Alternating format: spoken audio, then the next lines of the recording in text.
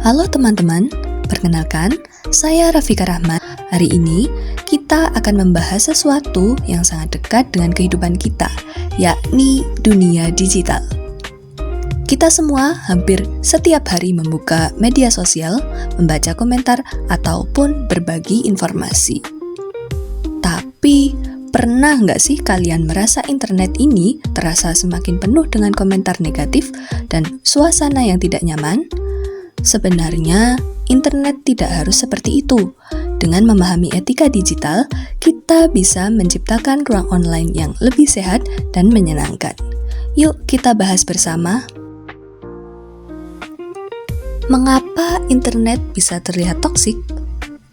Perilaku toksik muncul karena beberapa hal. Yang pertama, komunikasi digital menghilangkan ekspresi wajah, nada suara, dan juga konteks, sehingga salah paham akan lebih mudah terjadi.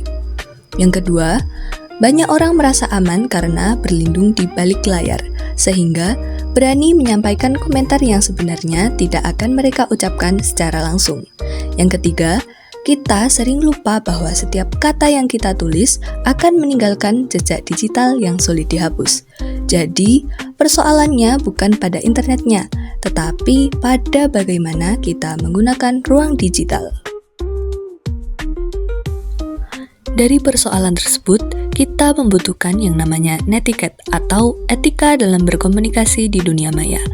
Netiquette mengajarkan kita untuk bersikap sopan, bertanggung jawab, dan menghargai orang lain ketika berinteraksi secara digital.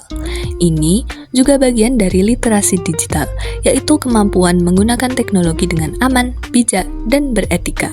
Dengan literasi digital, kita tidak hanya tahu cara memakai internet, tetapi juga tahu bagaimana bersikap dan bagaimana menjaga diri serta orang lain ketika berada di ruang online. Lalu, bagaimana cara kita menjadi netizen yang asik?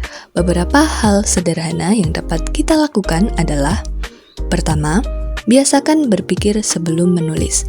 Tanyakan pada diri kita, apakah komentar ini bermanfaat? Apakah bisa melukai orang lain? Apakah informasinya sudah benar? Yang kedua, gunakan bahasa yang sopan dan ramah. Ketika menulis, bayangkan kita sedang berbicara tatap muka. Pilih kata-kata yang menghargai, bukan yang memancing konflik. Ketiga, hormati privasi. Jangan membagikan foto, data pribadi, atau cerita seseorang tanpa izin. Yang keempat, hindari menyebarkan hoax. Cek kembali kebenaran informasi sebelum membagikannya ke orang lain. Yang kelima, berikan kritik yang sifatnya membangun, bukan menjatuhkan. Fokus pada idenya, bukan menyerang orangnya ya. Keenam, ambil jeda jika sedang emosi. Lebih baik berhenti sejenak daripada menulis sesuatu yang akan kita sesali.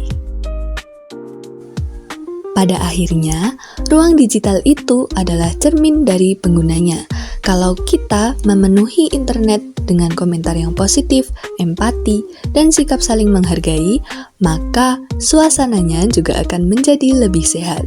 Netiquette dan literasi digital merupakan panduan supaya kita bisa hidup berdampingan secara nyaman di dunia maya.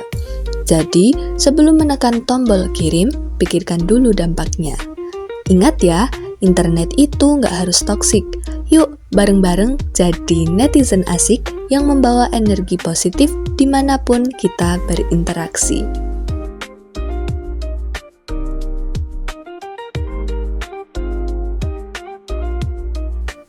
Terima kasih sudah mengikuti sampai akhir. Semoga kita bisa sama-sama menciptakan ruang digital yang lebih baik.